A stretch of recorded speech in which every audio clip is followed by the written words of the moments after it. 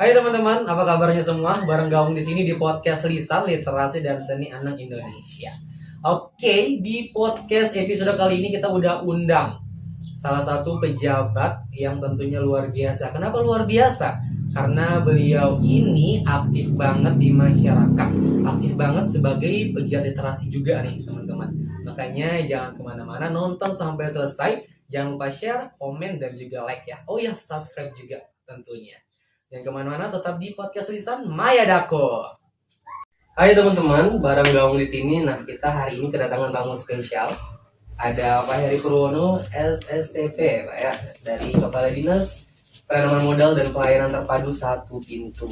Oke, kita ngobrol di sini sama Pak Heri. Sebelumnya selamat datang di TBM Lisan di podcast kita, podcast Lisan.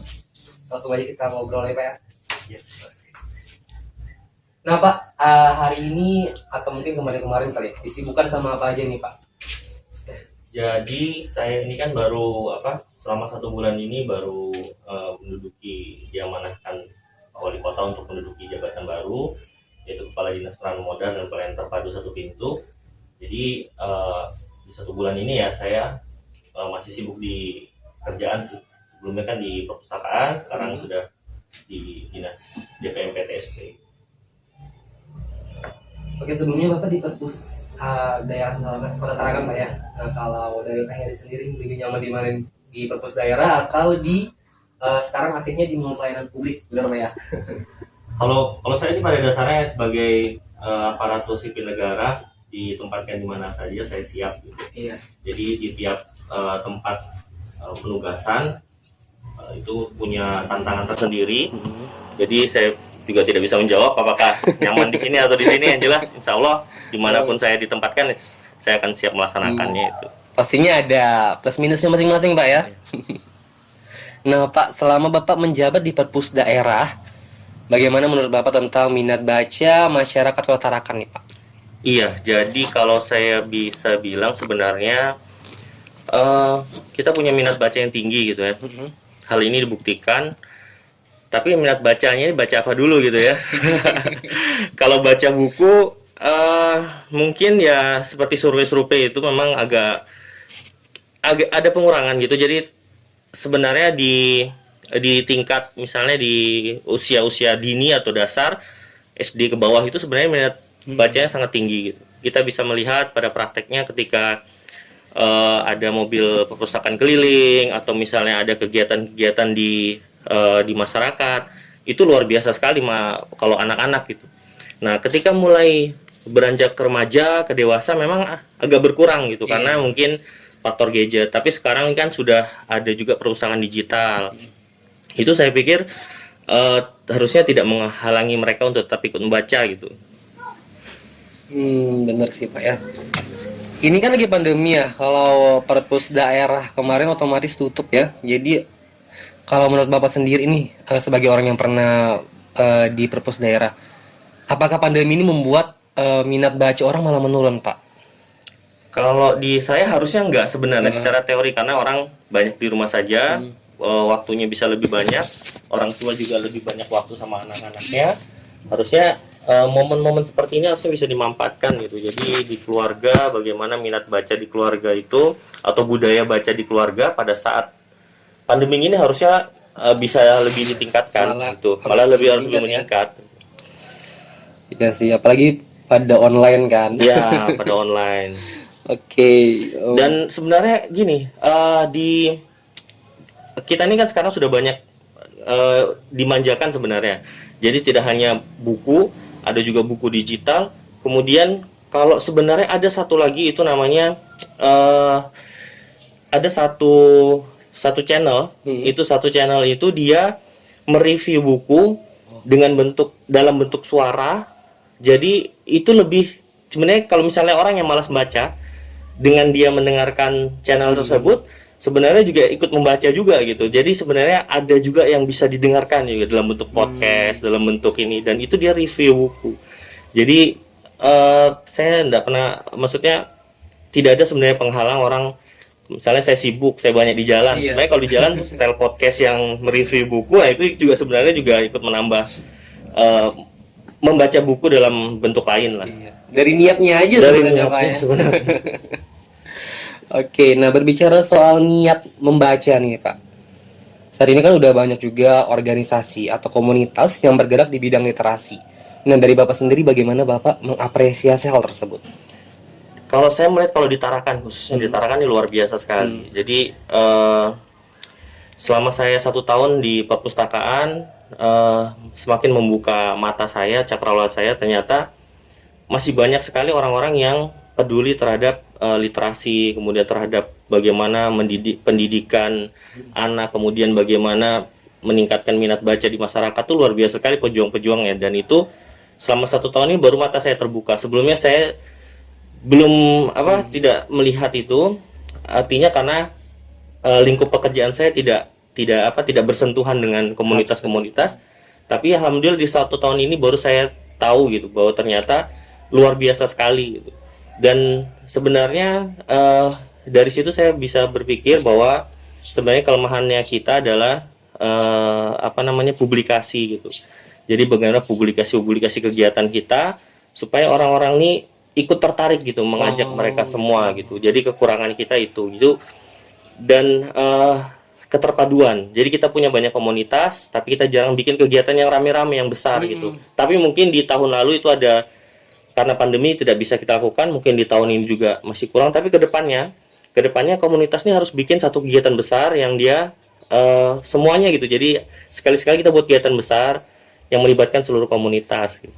Iya benar sih Pak ya, kayak branding komunitas ini sendiri dan betul. pergerakannya. Jadi kalau kita mau Tarakan jadi kota literasi, mungkin ya memang harus ada keterpaduan semua, sinergitas pemerintah dengan teman-teman semuanya. Iya benar sih, saya setuju sih dengan hal tersebut. Karena bagaimanapun orang akan tahu kan pergerakannya komunitas ini seperti apa kayak gitu. Nah dari orang tahu ini akan muncul pula apresiasi. Betul. Oke, pertanyaan selanjutnya nih mungkin agak sedikit serius sih Pak. Nah saat ini kan banyak sekali komunitas atau organisasi terbentuk Pak. Namun sayangnya ada beberapa isu yang mengatakan bahwa komunitas ini terbentuk untuk mendapatkan keuntungan belaka. Entah itu bantuan dari pemerintah, sekedar untuk mendapatkan bantuan dalam artian dalam bentuk komunitas agar dapat hal tersebut mungkin, atau sebagai keperluan politik. Nah menurut Bapak sendiri bagaimana tuh Pak terhadap hal tersebut? Yang pertama sebenarnya ada plus minusnya kalau menurut saya sih. Jadi kita tidak selamanya bisa misalnya pure kita mau murni gerak sendiri gitu. Karena seperti saya bilang sebelumnya bahwa harus ada keterpaduan. Kalau misalnya ada kemudian yang mengkaitkan atau misalnya memampatkan dengan politik gitu ya, saya pikir sah-sah saja sepanjang sepanjang ininya masih paradigma atau misalnya niatannya itu masih lurus gitu.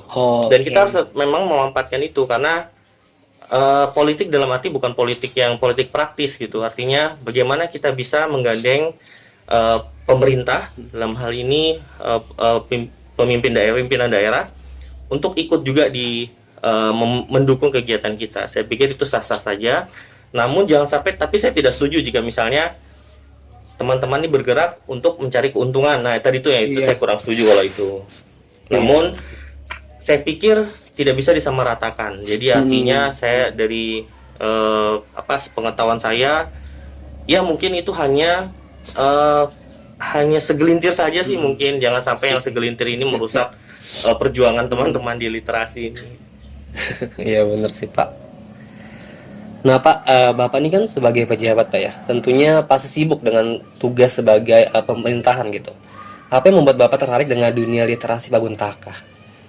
Iya, jadi saya pikir memang hidup manusia ini kan semuanya literasi gitu. Literasi itu kan mulai dari bagaimana kita dapat memperoleh pengetahuan sampai kita bisa menghasilkan sesuatu dari pengetahuan tersebut gitu.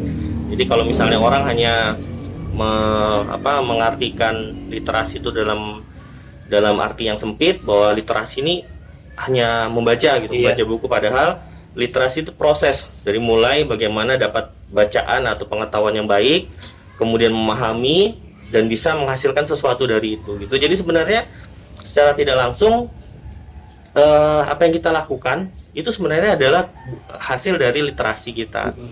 Tapi memang bagaimana itu bisa terus kita gaungkan ke masyarakat gitu, dan itu membuat saya jadi tertarik dengan perjuangan teman-teman, karena memang saya juga hobi membaca gitu, dan kesini-sininya semakin mengerti bahwa bagaimana sih sebenarnya kita pergerakan literasi, meningkatkan literasi di Kota Tarakan ini tuh sesuatu yang menarik sekali. Iya, bener sih Pak. Kalau kita berbicara soal literasi kan saat ini tuh banyak banget anak-anak muda yang akhirnya terjun sebagai relawan literasi. Nah, tapi beberapa budaya dari anak muda sendiri, mungkin yang saya lihat di lingkungan saya, di teman-teman saya, mungkin bukan di komunitas di teman-teman kampus dan lain sebagainya. Kadang banyak juga orang yang bergabung sebagai relawan, apalagi zamannya sosial media kan Pak ya. Orang banyak yang melakukan pencitraan dalam artian ya kayak ngajar anak-anak terus difoto dan sebagainya kayak gitu kan. Maksud saya dari Bapak sendiri nih yang melihat hal tersebut, apa yang ada di kepala Bapak? Apakah Bapak malah prihatin atau Bapak berpendapat bahwa ya itu sah-sah saja, itu bagaimana Pak kalau menurut Bapak? Ya, jadi kalau saya sih ya, jadi sebenarnya yang begini-gini nggak bisa dipisahkan sih. Memang sudah jadi melekat di kehidupan kita. Jangankan yang anak muda, yang seumuran saya ke atas juga sama aja gitu. Tapi memang kita berharap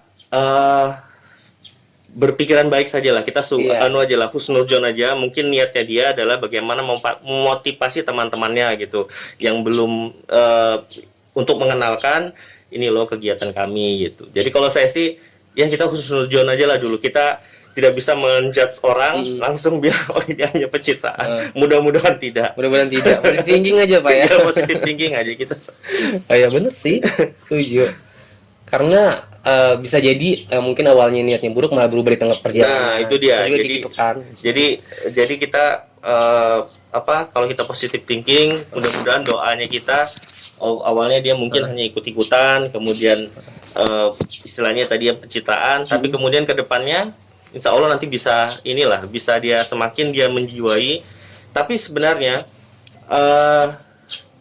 namanya relawan tuh ada seleksi alam lah. Iya. Di awal mungkin banyak, di tengah-tengahnya mulai sedikit. Nah di akhir ini yang ikut terus berjuang nih, ini sebenarnya yang sudah terseleksi oleh pengalaman dan sebagainya gitu. Jadi kalau saya sih melihatnya kita tidak bisa membatasi, terserah saja orang mau ikut, kita ikut aja dulu, nanti pun akan terseleksi oleh alam juga. Iya, setuju sih. Nah, kalau menurut Bapak sendiri nih, sebagai mungkin nggak cuma anak muda ya, mungkin orang tua juga yang di satu sisi disibukkan dengan kegiatan kewajiban dalam artian pekerjaan atau pendidikan, kemudian berkecimpung di dunia relawan literasi. Nah, itu bagaimana pendapat Bapak terkait dengan hal tersebut?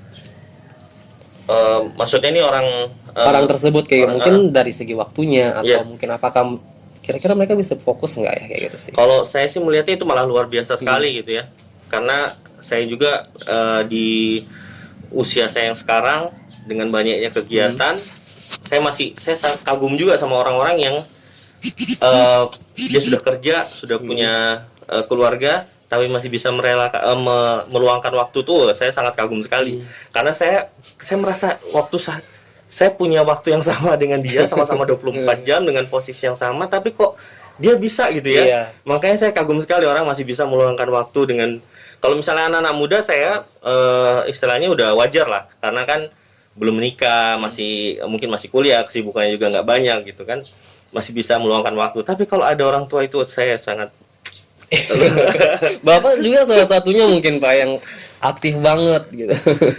Kalau saya sih nggak, kalau saya nggak bisa juga seperti ini Mbak Eni, wah, itu luar biasa sekali. Ada Ibu Dharma, ada ibu kakak-kakak yang lain, itu luar biasa sekali memang meluangkan waktu di tengah kesibukannya mengurus keluarga. Bahkan yang paling aktif sebenarnya malah yang ibu-ibu malah dibandingkan namanya bapak-bapak. Oh ya Pak, saya juga dengar nih dari klub puisi kan, baru aja nerbitin buku nih. Nah, Bapak sebagai penggagas klub puisi tersebut bagaimana nih Pak? Apresiasi Bapak atau pendapat Bapak?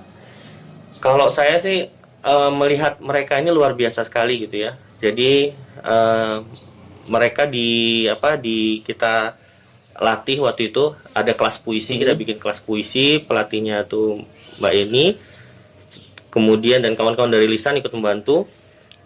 Itu kemudian dalam waktu yang singkat mereka bisa menghasilkan puisi-puisi yang luar biasa yang bisa memotret Tarakan dari segi baik, dari segi indah, dan juga dari segi kekurangannya. Jadi ketika kita membaca puisi-puisi mereka ini tidak hanya bicara soal indahnya Tarakan gitu, tetapi ada juga kritik-kritik sosial di situ. Dan itu luar biasa dengan anak umur mereka ini kan berarti kalau misalnya SMA kan masih sudah masuk generasi Z ya, generasi Z yang kelahiran tahun 2000-an ya, kelahiran tahun 2000-an. Itu mereka bisa memotret Tarakan seperti itu gitu. Jadi dan sebenarnya bagi pemerintah kota bisa melihat itu juga gitu. Jadi sebagai bahan oh ini kritik anak muda dalam dengan cara yang lain, dengan cara yang luar biasa sekali, dengan seperti judulnya itu merajut kata. Jadi dengan rajutan kata untuk Paguntaka ini itu memang luar biasa kalau misalnya kita baca gitu. Ya apalagi mereka SMA belasan tahun, 17, iya, belasan tahun, 19, yang pada umumnya anak-anak seumuran mereka sibuk dengan percintaan mereka masing-masing. Dan itu luar biasa. Jadi memang kesepakatan ide mereka untuk membuat kita buat puisi tentang Tarakan gitu. Karena rata-rata kalau buat puisi tentang cinta mungkin ya oke lah, sudah biasa masalah romansa anak muda gitu ya. Tapi ini mereka sepakat untuk kita buat puisi tentang Tarakan. Dan ternyata luar biasa sekali hasilnya gitu. Dan itu memang saya sangat salut sekali hasilnya itu. Di luar jauh dia melebihi ekspektasi kami waktu itu. Dan akhirnya jadi buku juga. Jadi buku, alhamdulillah. Kalau dari Bapak sendiri nih, menilai kota Tarakan itu seperti apa sih, Pak?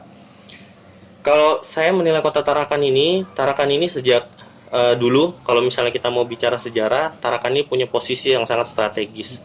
Bahkan sampai diperebutkan 2 kali, terjadi perang 2 kali di kota Tarakan, memperebutkan Tarakan ini. Artinya itu apa? Artinya Tarakannya adalah punya posisi yang strategis. Dan kedepannya memang harus kita sama-sama, kita warga Tarakan, pemerintah dengan warga itu kita sinergi gitu. Jadi supaya Tarakan ini bisa menjadi kembali jadi titik pusat kemajuan lah, khususnya di Kalimantan bagian utara ini. Iya, bersih. Tarakan juga banyak sebenarnya seninya, kemudian budayanya gitu. Menurut Bapak sendiri, bagaimana bentuk pelestarian hingga saat ini untuk Tarakan sendiri? Kalau saya sih, upaya-upaya yang sudah dilakukan baik oleh pemerintah maupun oleh pegiat seni dan budaya di Kota Tarakan juga sudah luar biasa juga gitu. Mungkin memang yang perlu kita lakukan adalah kita masih terbelenggu oleh keadaan COVID ini, sehingga kita tidak bisa melakukan event-event. Padahal jika kita bisa terus melakukan event-event tersebut, semakin menarik minat anak-anak muda, kemudian pelajar, siswa untuk bagaimana mencintai lah Tarakan. Dan kemudian bicara Tarakan tidak hanya seni dan budaya lokal saja atau seni budaya asli Tarakan, tapi karena Tarakan ini adalah Indonesia mini, hampir semua kebudayaan ada. Cari aja kebudayaan apa saja, insya Allah ada di sini suku, dan itu semua masih bisa kita gali terus gitu dari berbagai suku yang ada di Tarakan. Iya benar sih, setuju banget. Gini Pak, kemudian apa nih harapan Bapak untuk literasi dan seni di Kota Tarakan ke depannya?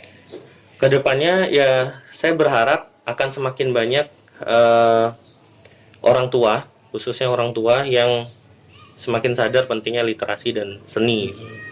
Jadi seperti kata pepatah, dengan seni, dengan ilmu hidup menjadi mudah, dengan agama, dengan seni hidup menjadi indah gitu kan. Jadi dengan itu juga masyarakat yang harus harus ikut mendorong gitu.